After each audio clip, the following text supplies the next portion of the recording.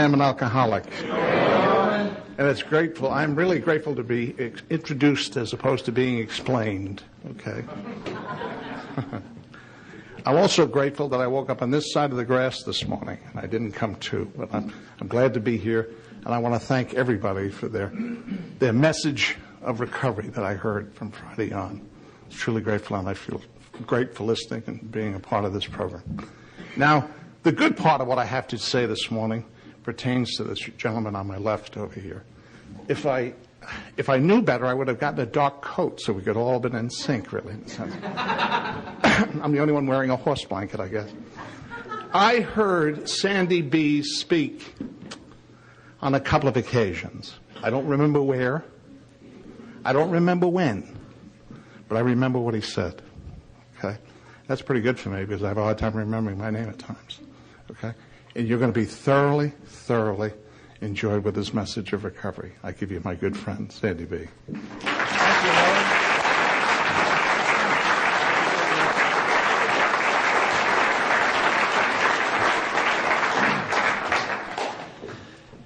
Well, good morning, everybody. My name's Sandy Beach, and I'm an alcoholic. It's been a great weekend.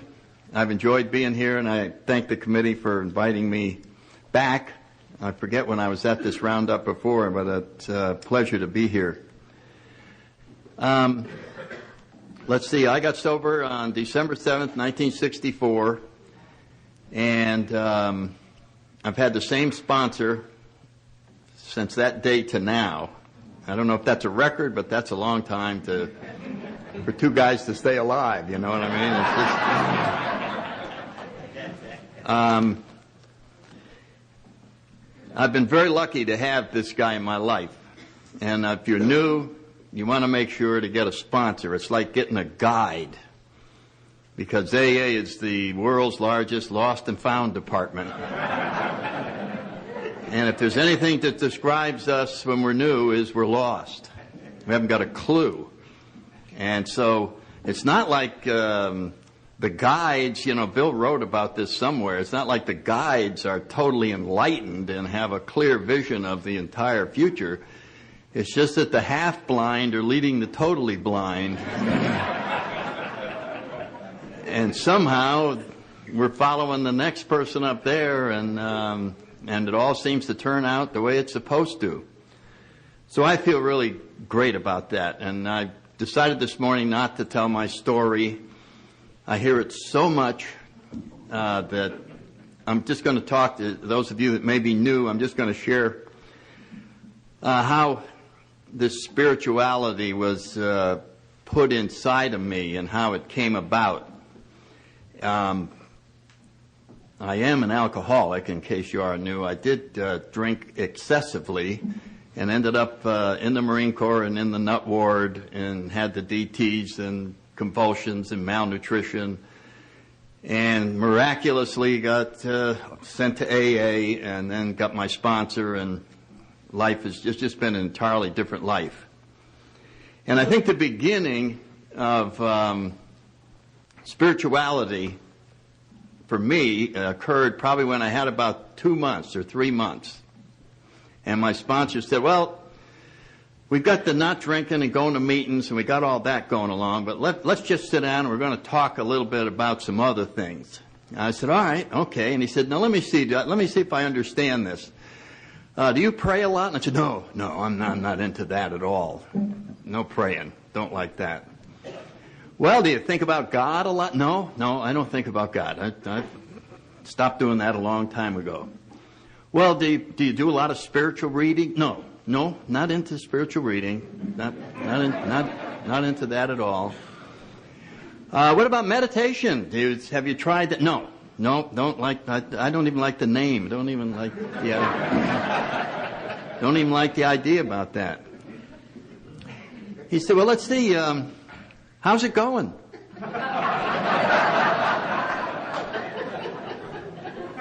So that's what spirituality is all about. How's it going? And that's what AA and sobriety gets us to look at, is how is it going? You know, like totally honest. Could you get totally honest with yourself and say, how is it going? And if you get honest, it's not going very good. It's really bad.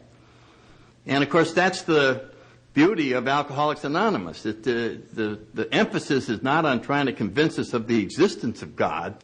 That's for religions to do. What AA does is convince us of the need for God. And once we acknowledge that, the doors start to open.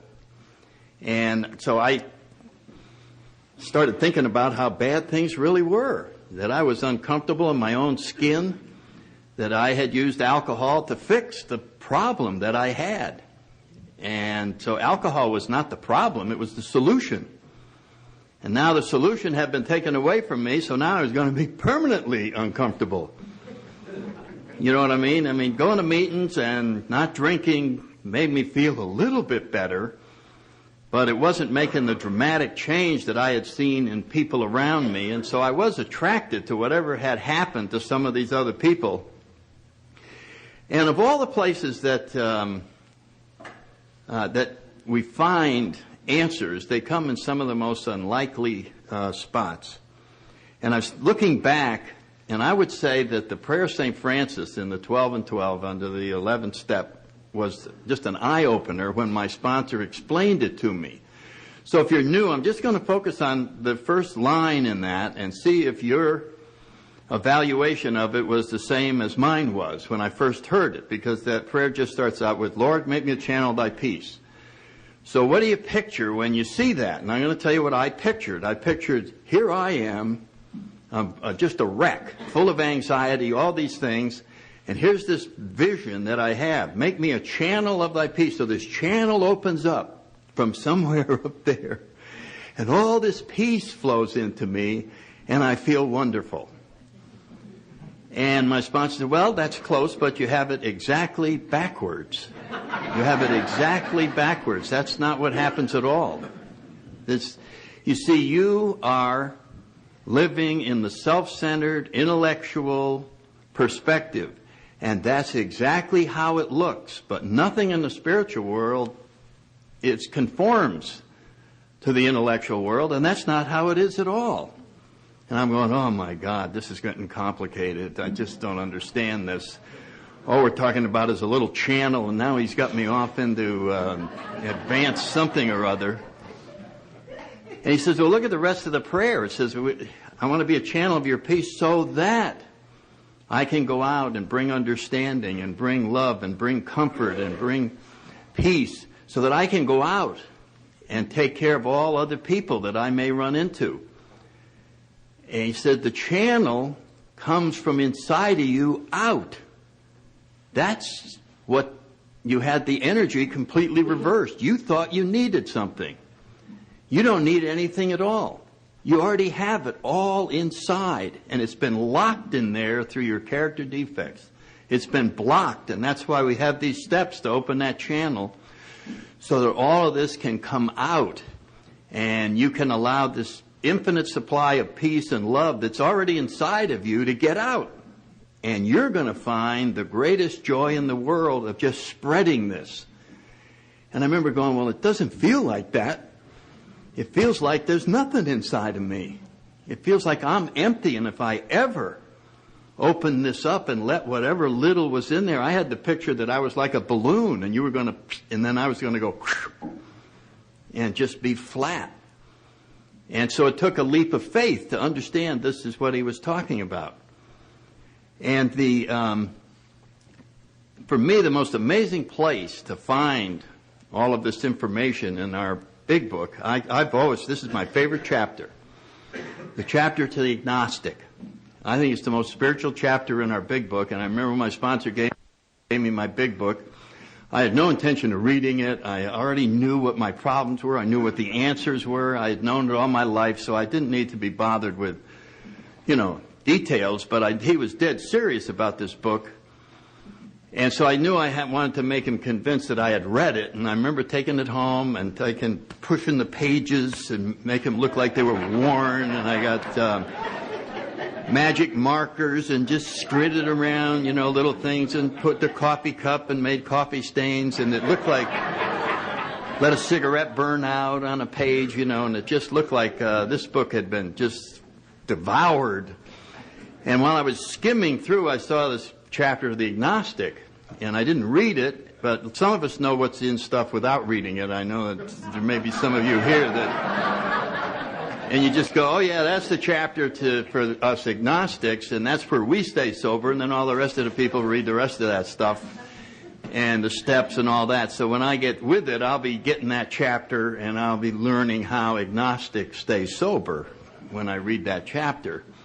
And, of course, it was quite a bit later when I actually got serious about all this and got into that chapter. And if you're new, I can tell you what the chapter says in 3 words. It says, change your mind. That's what the chapter says.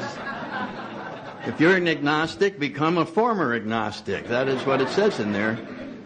And it really helps. I mean, this is why AA is so practical in terms of spiritual things. Because it starts out, this is where I get my definition of the disease of alcoholism out of the chapter of the agnostic. And it says, I don't have it down exactly, but it says something like in the very beginning, if when you drink you have little control over the amount you drink, and if when you try to stop you can't do it for any extended period of time, you may be an alcoholic. Well, everybody fit in. Oh yeah, okay, I got it, that's me. Little control over the amount I drink. And then it goes on to say, if that be the case, you may be suffering from a disease that only a spiritual experience will conquer. Now, there aren't too many medical journals that would show it that way. You know what I mean? Like back in the appendix of all the diseases on the planet are those that only a spiritual experience will conquer. You know what I mean? Don't go to the doctor on this one. This disease is not going to be one that we're going to be working on because only a spiritual experience will conquer this. But that's what we have. So what a disease that is. No medicine, nothing, just a spiritual experience. And so if you're like me, you go, well, I don't believe in spiritual experiences. And then my sponsor goes, next. This only works for somebody who's willing to believe in spiritual experiences. Oh, well, the only way I could get there is to change my mind. And that's really what's going on. In other words, I came in with all these old ideas about me and the world and all this stuff. And none of it involved having a spiritual experience. And suddenly I have a disease that only a spiritual experience will conquer. And I'm up against it. I'm really up against it mentally. And then the chapter goes on to say, to be doomed an alcoholic death or to live on a spiritual basis are not easy alternatives to face. Now, if you don't think that's a funny line, think about that line. To die an alcoholic death or to live on a spiritual basis are not easy alternatives to face. Why is that so funny? Because when we're new, it's like we're on a quiz show and they bring us up and they go, we got 2 doors and you have to choose one. You ready? Die an alcoholic death or live on a spiritual basis. Oh, man. Whoa. That's it? You know what I mean? There's no door 3. Just coast along like I've been doing. And you almost feel like sneaking out and getting on the phone, calling up a doctor. Listen, doc, a friend of mine's curious about this. How bad is an alcoholic death?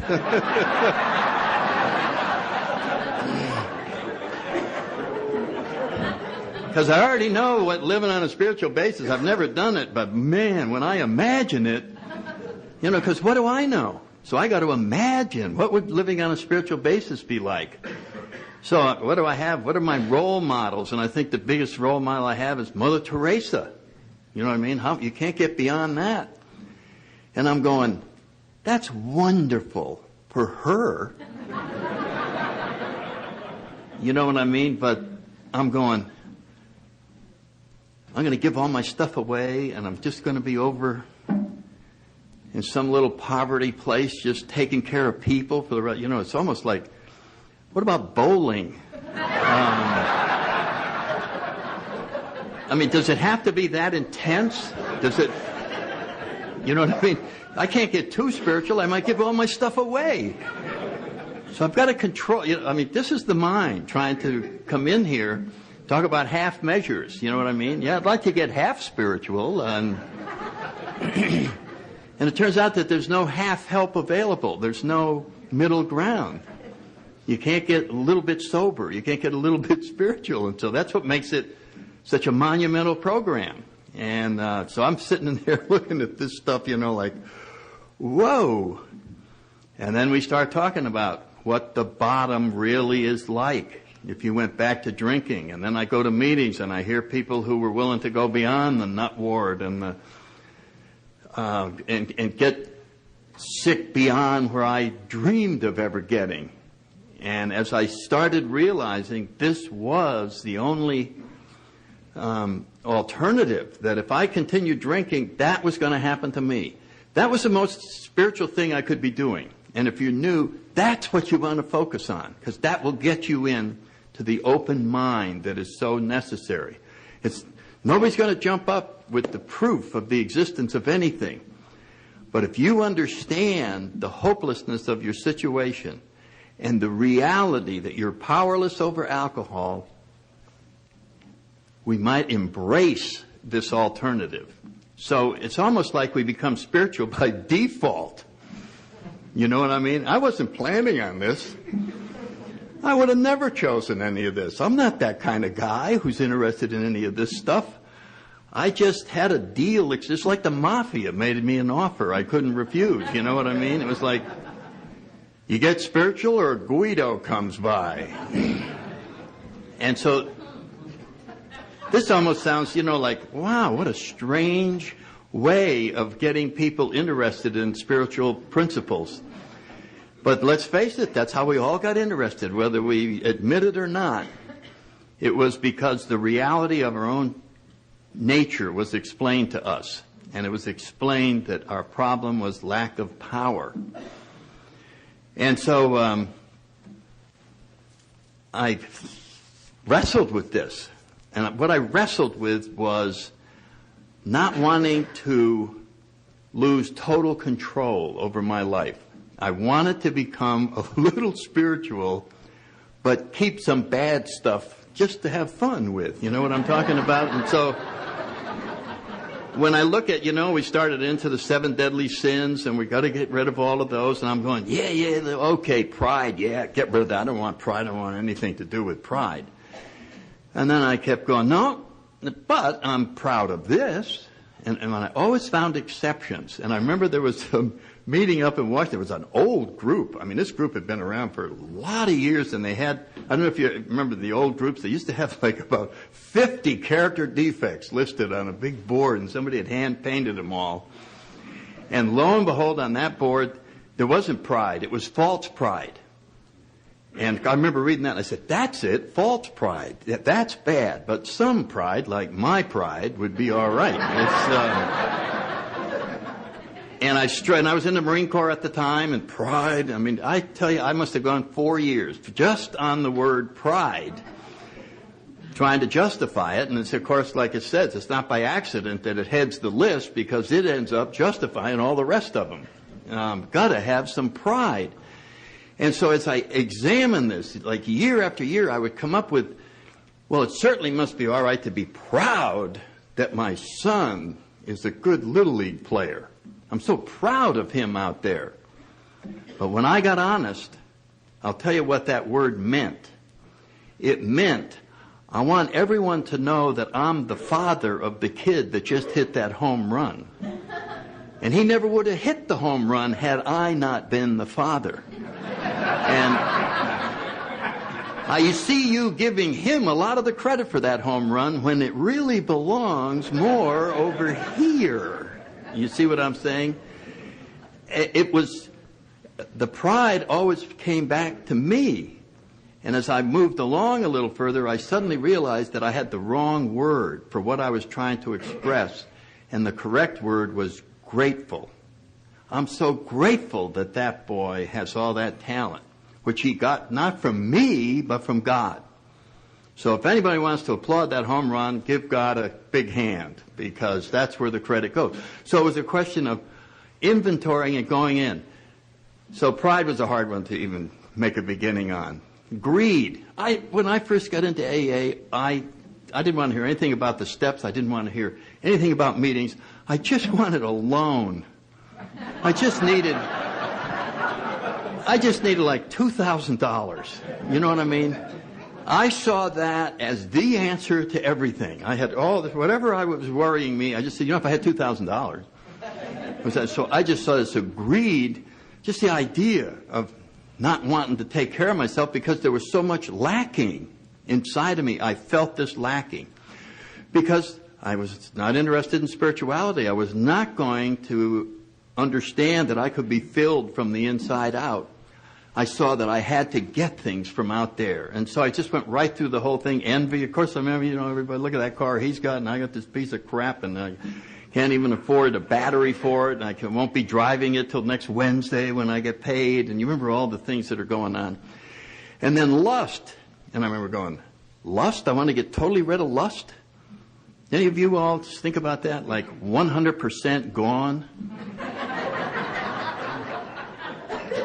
Does that worry you at all? I mean, or am I the only one? I mean, is that zero lust, right? Zero. I don't think we want that. I think what we want, you know how Bill writes in the 12 and 12, we just don't want it to be enough so that we're raping people. But they got to have some of that energy going on. In other words, no concept of what we were talking about in the sexuality area. Gluttony. I'm too skinny, so I could skip that one. That was one of the ones I could just go by. But procrastination, being lazy. I'd love to just not do anything. When I retired, it took me 1 minute to get adjusted to it. It just was like, whoa. I'm so glad to not even say the word work anymore. I love just, I think I'll take another nap. Boom.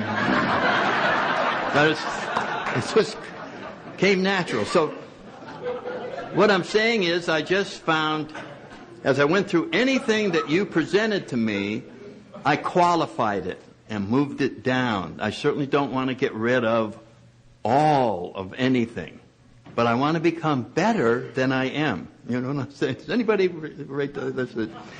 I don't want to become a saint. I just want to be thought of as a saint.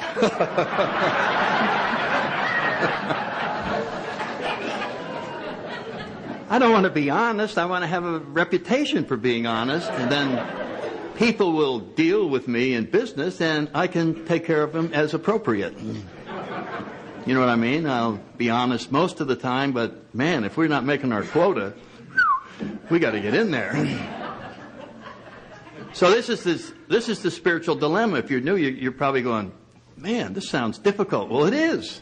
It's very difficult. It constantly involves changing our mind, changing what we set up for ourselves as an ideal, because these ideals are very limited, and it's a struggle that's just gone on and on.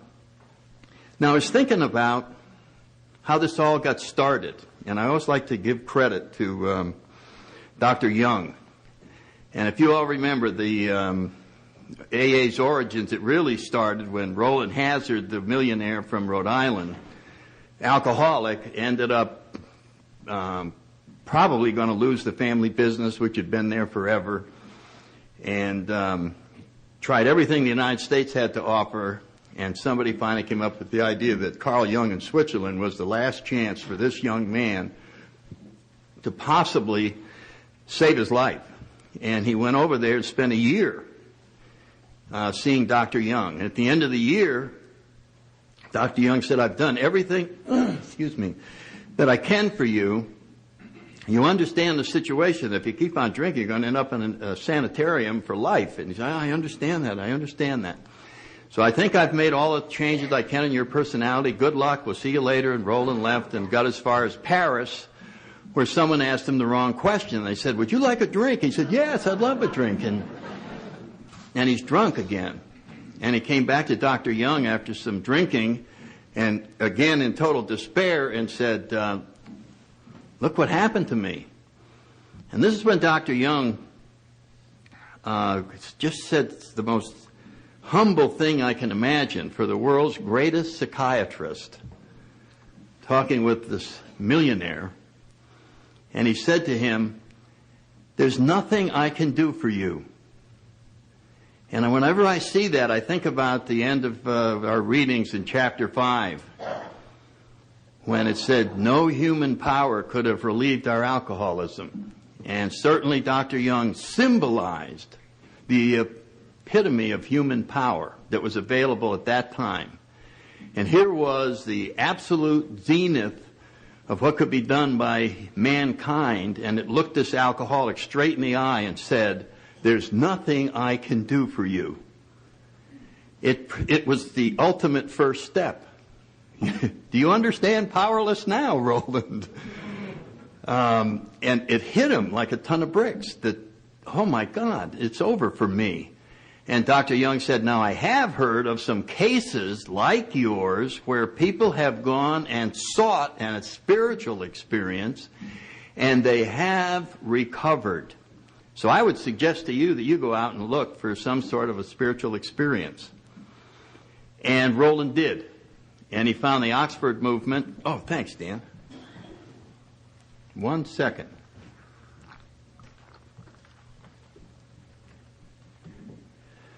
And he found the Oxford movement and got sober because it had all the principles that AA was to adopt. And of course, it wasn't long after that, then the second character that got the message to Bill, Ebby Thatcher, came, got drunk one last time up in Manchester, Vermont, and they finally were sick of him in the town. He had already driven his car into a farmhouse, and if you remember the story in the big book, and asked the lady for a cup of coffee when the car reached the kitchen. And then he went out and was going to paint his house. You know, his family disowned him and gave him the summer home, and he's like all us alcoholics, he said, oh my God, I've got to do something constructive. I'm going to paint my house. It's a huge house. So he bought some paint and ladders and brushes. They got out there, got about 10 square feet painted, and then sat down to admire the work that he had done. He said, sort of got a little beach chair and sat out in front and sort of imagined all the rest of the house painted, you know, and having a few drinks, and some birds came by and crapped on the paint. And it just infuriated him, and he went in and got a couple shotguns and sat out there waiting for birds to come by. Boom, you know, and the people in the neighborhood thought a war was starting, and it's just Ebby over there blasting away. And so he gets in front of the judge, and the judge says, I'm going to have to do something with you. And he said, well, maybe I could call somebody. And Roland Hazard was up in Manchester doing some Oxford work. And the judge released Ebby, who they had known each other, in his personal recognizance, and he whisked him off to the Oxford group. And not too many months later, Ebby thought about Bill Wilson and went and said to him, Bill, I found something. You ought to come and check it out. And Bill checked it out, and the rest is history. So many years later, Bill realized that he had never closed the loop with Dr. Young. And so he wrote him a letter and said, you may not realize this, but you saw a patient named Roland Hazard, and this is what happened as a result of what you told him, that you could do nothing, that he should seek this spiritual answer. And he did, and now we have found AA, and we consider that you are one of the founding energies of the Fellowship of Alcoholics Anonymous. We're very grateful. And he wrote the letter shortly before Dr. Young died. And Dr. Young got to write back. In the grapevine, you'll see this exchange of letters every so often between Bill and Dr. Young. And basically, Dr. Young said, geez, I've often wondered what happened to Mr. Hazard.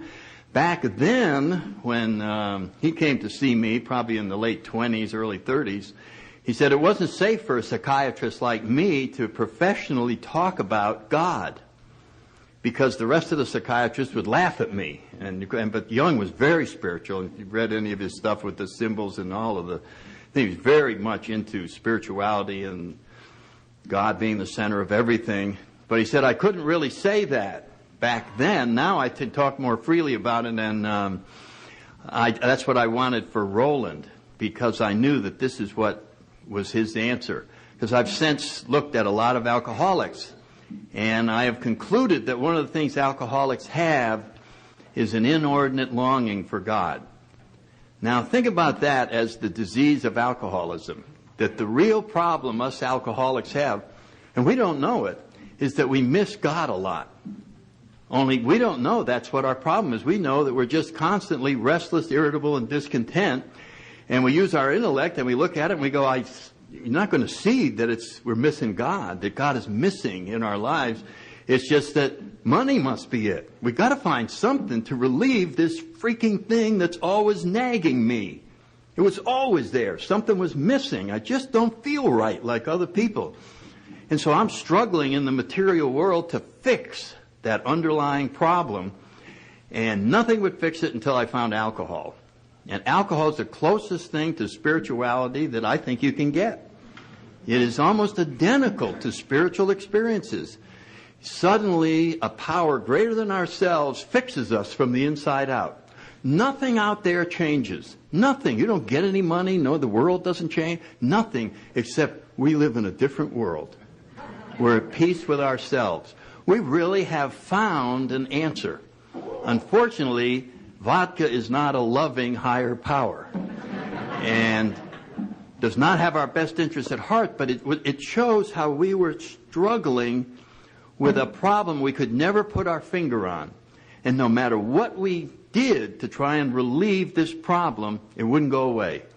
You can talk to AAs who came in and became incredibly successful financially and ask them, did that fix that underlying problem that you had? And they said, no, I was thinking of committing suicide on my yacht. I was thinking of committing suicide on my yacht. Get in incredible physical shape. Become workout addicts. You know, and then you just stand there in front of the mirror just going, it ain't gone. It's still there. Get on the health food diets. Get on whatever it is. Get the perfect relationship. Oh, it couldn't be better. But then when you're alone, you're just going, God, I still have it, whatever it is. It's just not fixed. I need to fix something. And that's when we get to the last part of that thing in chapter 5. And this is the part that I think, that last sentence of what I was talking about, that no human power could have relieved our alcoholism. And then the next line, but God could and would if he were sought. Now, if you're new, I'll guarantee you this is what you just heard me say, that God could and would. That's what you just heard me say. You didn't really sink in if he were sought. That little part just did. It was almost like, oh yeah, God could and would. Thank you, God. I'm here. I'm in the program, and I'm just going to meetings, and I'm not drinking this, and I'm in God's hands. Boy, is it great. And then nothing seems to happen. And so maybe we got to focus in on a word that's right in there, and it's called seeking, which is exactly what Dr. Young told Roland Hazard. Go seek a spiritual solution to your problem. And he did. And he found it. And so, I don't know where I came up with this, but this is in my mind the evolution of seeking as I experienced it in my life. And the first time I ever remember seeking was in grammar school, hide and seek. Okay, somebody hides, you know. Remember the first time you played that? You said, what's the game? Hide and seek. Okay, so one guy hides, and then what do? You seek. What's that? You find him. Okay. You remember how hard you looked? It was just like, I know where I mean, you were totally focused. It was just like, I mean, it was zooming, because you wanted to be the one to find it, whoever this was. Yeah, it's over here, it's over here, it's over here. You weren't thinking about anything else. It was just like, And the next time I remember getting involved with that was Easter. And my mother would hide the Easter baskets for my sister and I. And then she'd say, and we go, can we start? You know, like we're going to really focus on this. And go. And then I go, you know, and I'm just... But even there, with all that candy that I could hardly wait for, if it went more than like 30 minutes, the seeking power started to diminish. I said, can you give me a hint? Give me a hint? Give me a hint? Give me a hint? Am I warm? Am I warm? Am I warm? Am I warm? Because seeking takes a lot of energy to stay that focused. You know that? You know what I mean? And finally, oh, I got it. But this is, you can get the idea of what it is. And then the last example I remember was we had a golden retriever when I was probably 12 or whatever, and had him for years and years, and he ran away. I don't know if you ever had your favorite dog run away. But I looked for that dog really hard and for a long time. I mean, I looked for that dog. I would go out in the woods and call his name 2 years after he had been gone. I'd go, maybe tonight I can find him. Maybe because I missed him so much. So there was seeking. Now we come in and we read chapter 5. It says, God could and would if he were sought. Now let's discuss some of the seeking that we've done. Here's a typical seeking day for us alcoholics. You ready? We start the day with a 24-hour day book on the toilet. Okay. But we're late today. We have a very important appointment, and God knows I might get a deal out of this, so we have to speed read it. Oh, yeah, that was cool. And if anybody asked us on the way out what we just read, I forgot. I was thinking about this. The end of the day, we get down on our knees and we go, thank you very God. And oh man, am I tired? Well, maybe I'll cut it short here. I'm very, very grateful. I'm very grateful.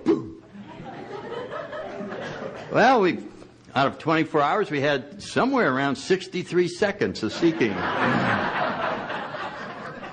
So I don't know if that qualifies. I don't know if you even know if you could get in the dictionary under seeking with that. You know what I mean? No, that's not seeking at all. That's messing around. That's what that is. That isn't even seeking. And so I think I started looking at that and I just went, God, this is not that huge priority. And it's because it doesn't appear to be life or death like the dog was. It's like, I could delay seeking one more day, and it really won't make that much difference. I could delay really trying to grow another day. And I believe that's why we have tragedies come into our lives. Everybody who's been sober has had things happen to them. Painful things, awful things. And if you looked at it in the big picture, it's just God sitting up there going, God, I love that wonderful Alice back there. I just want her closer to me, but I can tell she ain't going to get closer the way she is. I guess I'll just have to have this thing awful happen. And it doesn't make sense at the time. When I was sober 2 years, I went to a meeting every night. I did everything my sponsor told me, and I didn't get promoted in the Marine Corps, and I'm out. I had 14 years as a regular officer, 6 kids to support, go to a meeting every night, I'm out. And I remember going to meetings and people would say, anybody got a topic? Yes, I got a topic. And, what's the topic? Getting thrown out of the Marine Corps. That's not really a good topic for AA. We don't remember that. Well, I don't care. I got thrown out of the Marine Corps. And I heard that stupid advice that you hear in AA where people they don't even listen to your problem. They tell you stuff like double up on your meetings, work with new people, say the Serenity Prayer, say the prayer of St. Francis. I wanted them to say, you were thrown out of the Marine Corps? Oh, my God. Listen, I own this big corporation. I'm looking for a top executive with $65,000 a year in your own car. Be all right? Now, that would be some spiritual help. I mean, just tell me to say the Serenity Prayer. That's really helpful. Just... I had this huge resentment, and 3 months after I was out, I was in a lot of pain, and I was just thinking about how unfair this was, and what about God and all that. And there was a little story in the Washington Post about page 5, a paragraph about that big. It said, Marine Corps instruction team killed in Denver in plane crash. And that was my team. And if I had been promoted like I wanted, I would have been on the plane, and that would have been it. And I remember realizing when I read that God knew I read it. I'd just been complaining to God like mad. And I knew that He knew that I read it because He knows everything. And I felt awkward, to say the least. You know what I'm saying?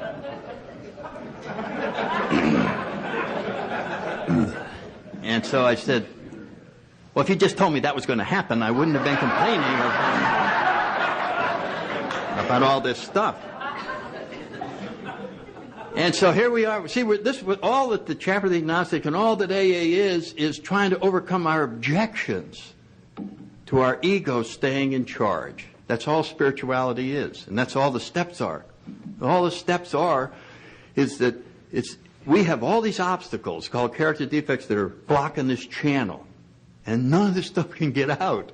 So we have you can put a lie detector on most of it. Have you ever had any contact with God? No. And we'd be telling the truth. It's blocked. We can't have any contact. We shut it up and the disease cemented it. I mean, it just sealed it. So we're telling the truth when we say, no, I don't have any of this at all. And so that's what this is. We just got to pull all this stuff out of the way so that the channel can be opened again.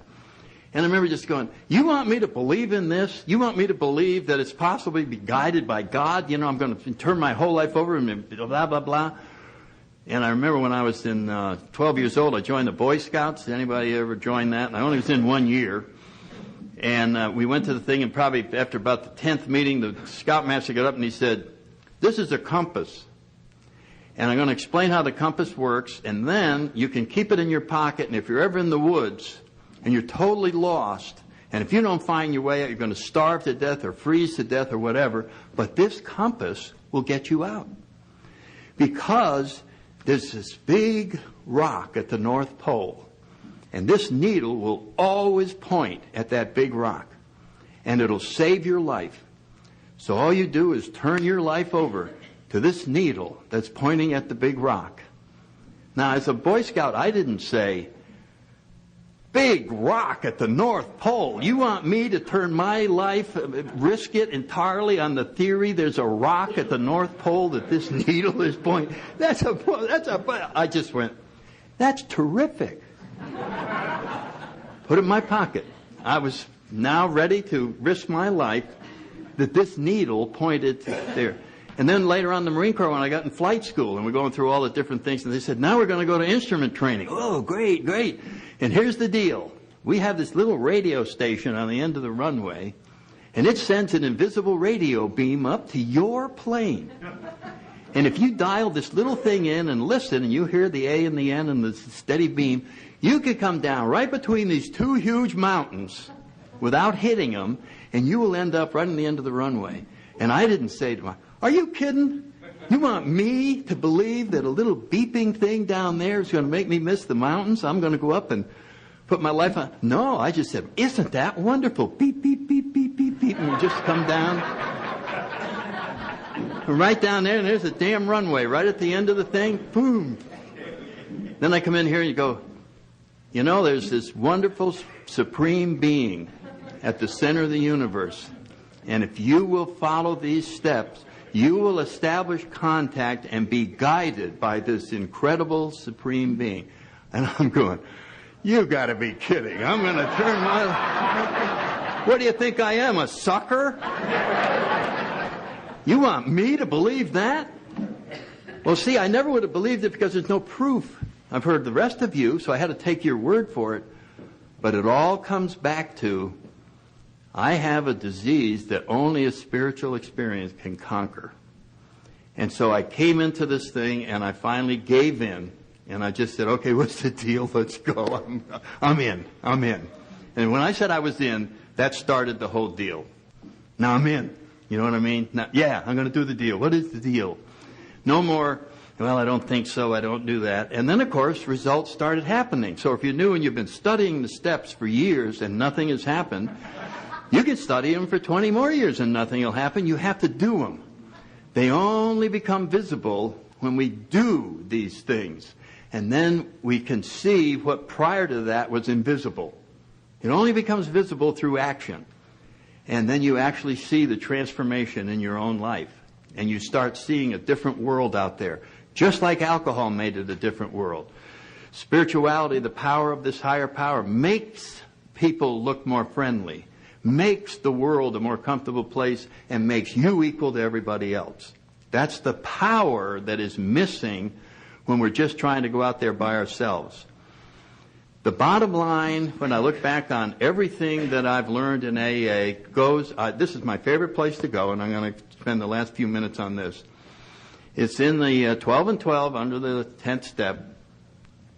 And it's how to live one day at a time. That's what this is all about. So when we finally clear up the wreckage of the past and we've done all of the surrendering and inventorying that we can, we're now ready to get the big reward, because that's all of spirituality is learn how to live in the now and let everything sit over here and just be focused.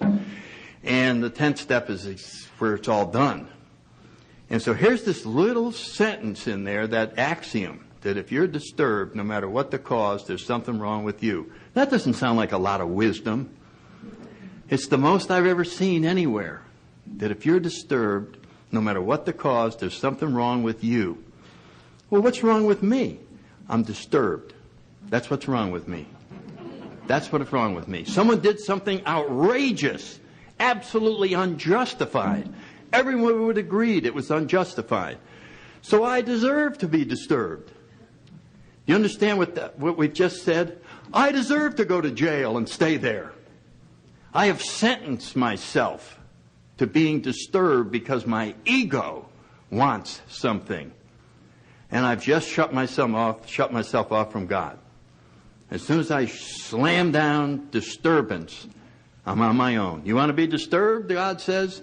Go do it, but you're going to do that alone. So now it's just me against the world. I don't even have my higher power anymore. So when I'm disturbed. So what is it saying? It says we've got to have a way to get undisturbed.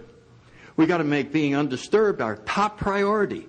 And as you start through the day, anytime you get undisturbed, time out, and if you get disturbed, get undisturbed again.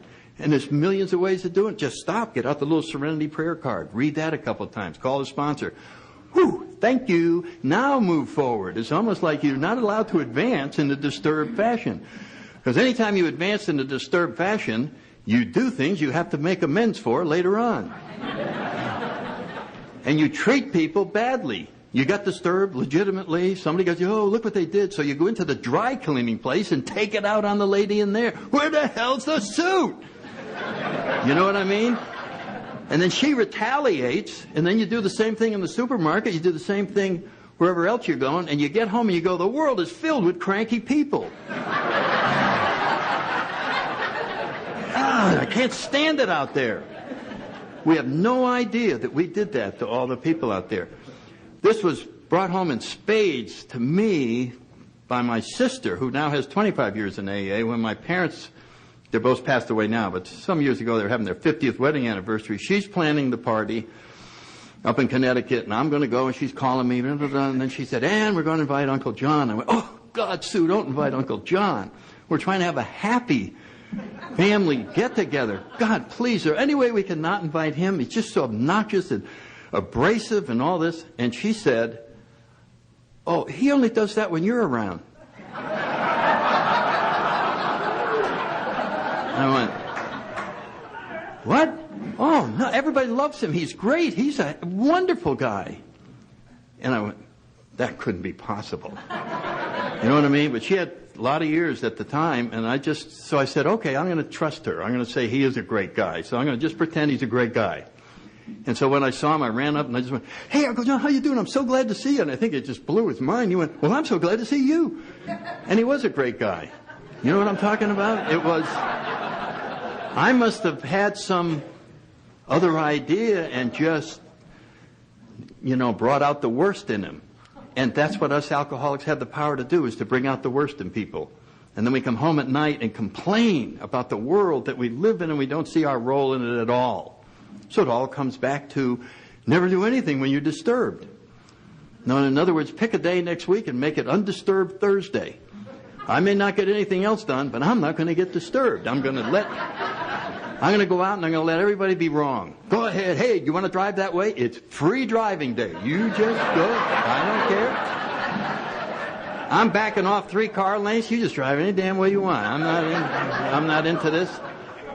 Because I'm going to go through without being disturbed. I'm just not going to be disturbed. Well, what happens when we go through a day like that? We have so much more energy than we normally have. We are so close to our intuitive, creative side that answers just flow in to problems. It's so easy to make decisions when you're not disturbed. we're in touch with our spiritual side. When we're undisturbed, we are allowing God to flow through us and guide us in our thinking and our actions. And we're treating people in such a loving fashion that they're loving us back. We come home at night, we just go, man, I ran into the greatest people today. It was just amazing, the people that I ran into. And so when you look at that in the 10th step, it just said, now how can we stay undisturbed? Well, it suggests the spot check inventory, but there was the 4 points, the honest analysis of what's wrong, really be honest, what's going on here? Is it my role or was it them? If we decide that the blame belongs somewhere else, we forgive them. If we decide it's our fault, we make an amend. And a top priority is self-restraint in the very beginning. And that's what we talk about. Go out of the house in the morning with a 10-second cushion. Let anybody do what they want. And if we get disturbed, we allow 10 seconds to go by so we can get absolutely furious and then come back down before we do anything. And this to me is just one of the great spiritual things that I've picked out of living a day at a time. Is if I'm undisturbed, I treat other people like God's children, and they treat me back, and I come home at the end of the day, and I go, what a great day. And it all was because of the priorities that I put in my life. And the last thing that I was going to talk about was forgiveness, because my ego sets limits on that. Yeah, I can forgive up to a limit, You know what I mean? But sometimes people go over the line. They shouldn't be forgiven. It's almost like that's going to hurt them. The only person it hurts is me when I decide not to forgive. So I'm trying to go, has there ever been a teacher, has there ever been anywhere where they sort of gave us a clue as to what the limit might be? And I was thinking about a teacher that we had about 2,000 years ago, and they're nailing him to a cross, getting ready to kill him. And he said, forgive them. They know not what they do. So in my scorebook, when something awful happens to me, it has to exceed being nailed to a cross and killed in order to qualify for not forgiving. Okay? In other words, I think that's sort of the standard. You have something that's worse than being nailed to a cross and killed, I'd go ahead and hold on to that one.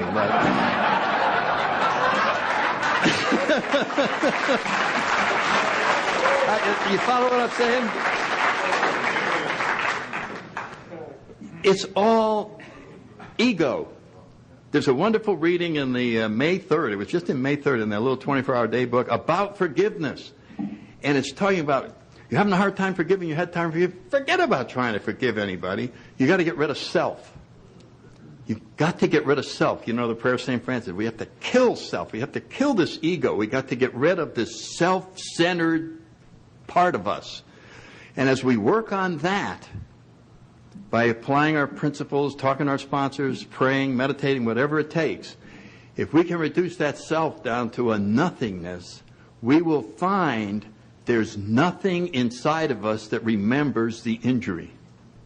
Because the only part that was hurt, the self, is gone. And we're free.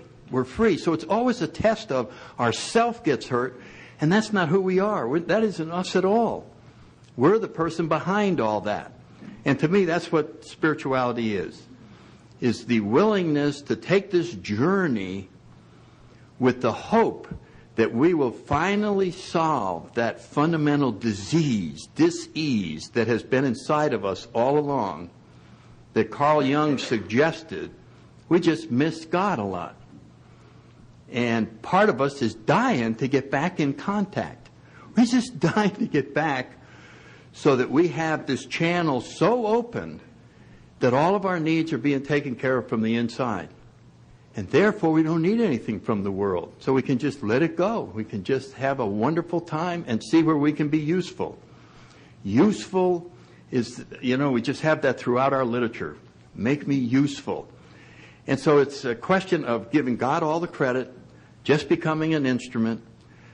Instead of trying to be as huge as we can be, we try to be as small as we can be. Remember what a big shot we wanted to be? Well, we are creating a vessel to go through the sea of life. And when you design an ego-centered vessel, You have created a boat that's about 120 feet wide, 15 feet deep, and you're pushing it through. And when we can become selfless, we can go right through a screen door. In other words, there's nothing that can hit our ego because we've made it so small. So anything can happen. The only pain that human beings experience is not getting their way. There is no other pain. I'm just not getting my way. And the program suggests, well, don't have a way. Then nothing can go against your way. You remember that? And then the 12 and 12 says, well, I'll be the hole in the donut. No, I won't.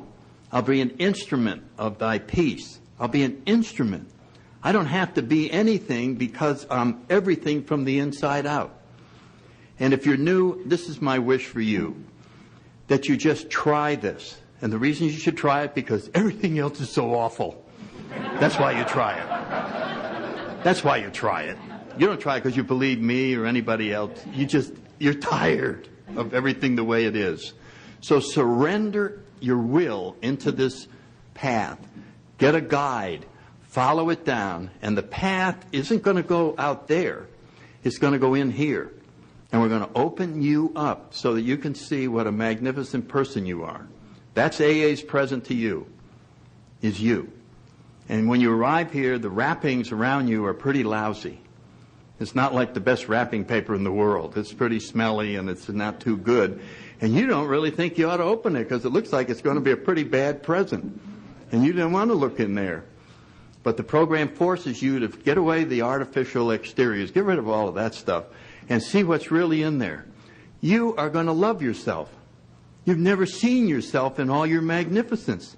You've never seen what a loving, caring person you are. It's been trapped. All these crazy ideas that you heard that are just baloney are preventing you from carrying out what you want to do, which is to help the next person and just be an instrument of God's grace in this world.